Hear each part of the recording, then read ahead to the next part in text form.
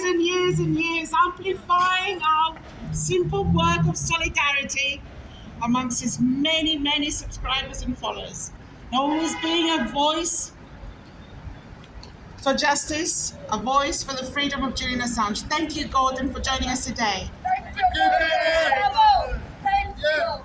Thank you, everybody. It is really important that you are all here today. We're live at the moment, and hundreds of people on TikTok. Say hello to everybody. But there's the occasional person in the chat, as you can hear from the support by the people who are beeping their horns as they're going past. There's occasionally, you get the occasional person who says something that we know is totally untrue about Julian.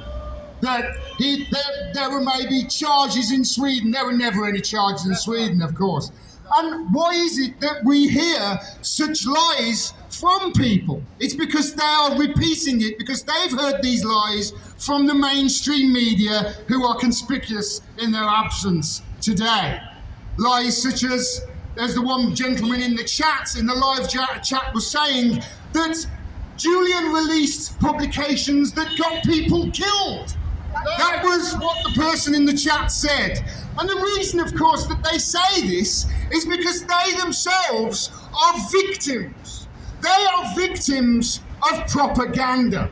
Yes. They believe in these things because they have been fooled into believing them. The mainstream media have lied about Julian for over a decade. They profited from his publications, and then they threw him under the bus when the State Department went after him. And I want to talk a little today about the media. I want to focus on them. Because one of my first speeches I ever made was in front of the Ecuadorian embassy 4 or 5 years ago, something like that. And I talked about the fundamentals of journalism. And I talked about how it's so important for journalists to be a point where they can gather information or get it from people who, are risking their lives, to then check it's true and then to publish it if it's in the public interest, and most of all, to protect their source. Because whistleblowers are a fundamental pillar of journalism and a fundamental, therefore, of democracy and the fourth estate.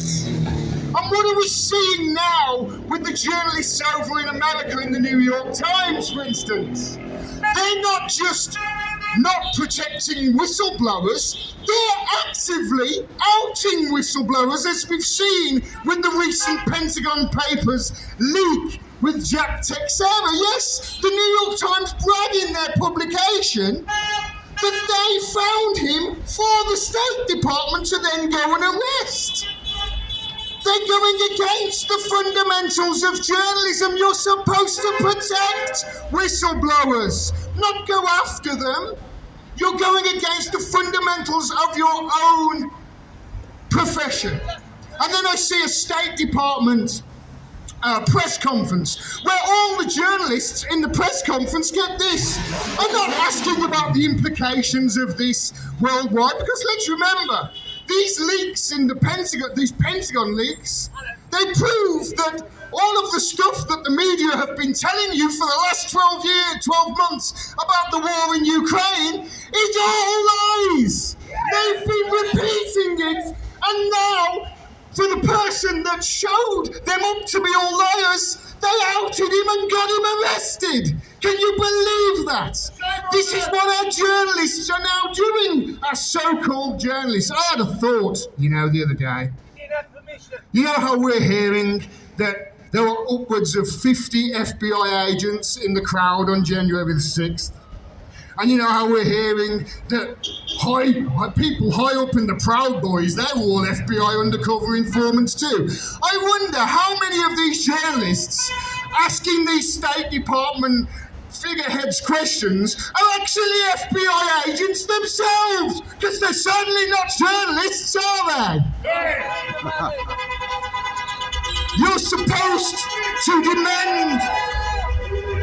Come on! Free Julian Assange! This is the same country, remember, that is pointing fingers around the world at other nations right now and saying, Your stuff stinks. We need to defend media freedom around the world whilst actively trying to criminalise the very publication that has had a 100% success of exposing their lies. They're not just not defending media freedom, they're actively trying to dismantle it, and then the media is publishing their words like it's 100% true.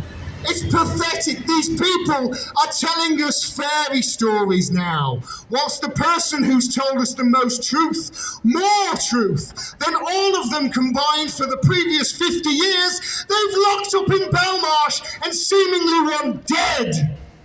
That is what's happened to the media in this country. They are not fit for purpose, and they are lying to you about almost goddamn everything. We need to turn on them, because right now they are actively going against democracy. They are actively trying to hijack it on behalf of the people they do public relations to. So what I want to talk to you now, the crowd here, because you are the most important people. You all know what's good and what's true and what's right. I want you to join in with me if you don't mind. I want to ask you some questions. And at the end of every question I ask you, the answer is the same. The answer is free Julian Assange. Are you ready? Do you want to know the truth about 9/11? Free Julian Assange! Do you want to know the truth about Tony Blair? Free Julian Assange! Do you want to know the truth about George Bush's war crimes? Free Julian Assange! Do you want to know the truth about the wars in the Middle East? Free Julian Assange! Do you want to know the truth about the financial crisis? Free Julian Assange! Do you want to know the truth about Obama's drone wars? Do you want to know the truth about Jeffrey Epstein? Do you want to know the truth about why Jeffrey Epstein had 13 different ways of contacting Peter Mandelson? Do you want a free and fair and transparent government? And do we want to live in a real democracy? Free Julian Assange! Free Julian Assange! Free Julian Assange! Free Julian Assange now! Free Julian Assange now! Free Julian Assange now! There's only one decision! No extradition! There's only one decision! No extradition! There's only one decision! No extradition! Free him now! Thank you, everybody! Thank you, Gordon. Thank you so much. Always clear, always powerful in your message. So grateful, always on our side. Thank you.